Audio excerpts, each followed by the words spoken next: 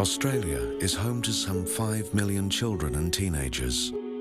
A high percentage of these are at risk of what experts are calling teenage affluenza. Deep in the southeastern suburbs of Melbourne lives Erin, by all appearances an average, healthy 15-year-old student. But at the heart of her tragic story, we find an issue that's reflected right around the country.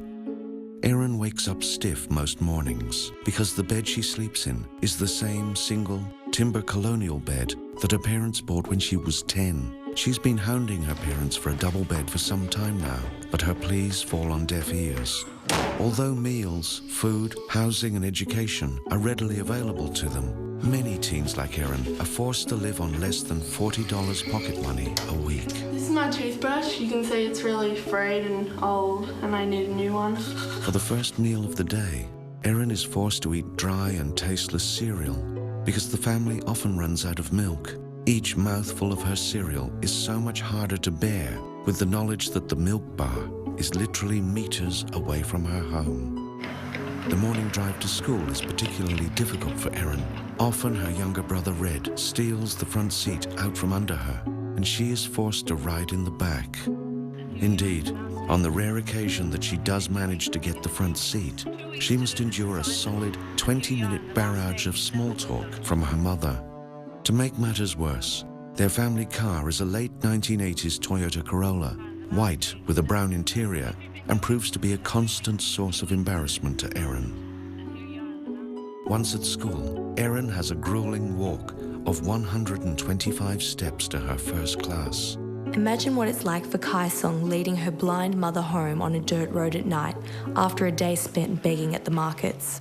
After a long day at school, Erin and Red are often forced against their will to carry several grocery bags all the way from their driveway through the house to the kitchen. One bag will feed a family of 4 for a month. This can be tiring work for kids who haven't had their after-school peanut butter sandwich. When she goes to bed, she's always hungry because she doesn't have enough to eat. This is my iPod. It's only 1 gig and it's not enough space to hold all my music. I also have pretty bad headphones. They all live together in a tiny bamboo hut about as big as a queen-size bed. Red is an incredibly gifted computer gamer, but he's had to stop short of taking it to the next level. Sadly, Red has the PS2 console from early 2004. He feels left behind now the PlayStation 3 has hit the market. Sang Chen's one and only toy is a brass bombshell casing he found when he was foraging for food. The very land that supports these kids with tiny morsels of food is littered with unexploded bombs that were dumped here during the Vietnam War. Just north of here, near the Sudan border, a civil war is raging.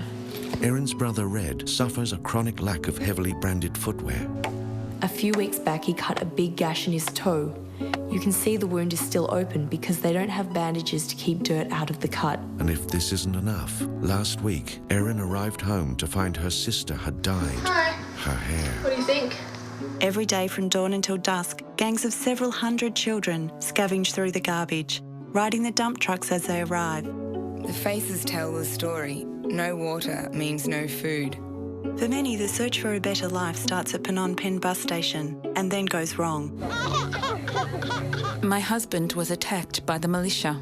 Sometimes they give us injections, which paralyse our arms and legs because we don't make enough money for them. We were abducted at night, all 5 of us. We saw them enter the village and I tried to run. I ran with the children to another house and hid, but some of them came. In this unbearable heat, women and children had walked for hours to get their rations. We are always wondering how our mother's going to get food for tomorrow. Life is tough for teens like Erin. Each day is a struggle. They need your help. They truly need your help. And today is particularly hard to bear because she knows that after dinner, Children in Laos are forced to grow up so quickly. after homework, before she can watch Home and Away, it's her turn to stack the dishwasher.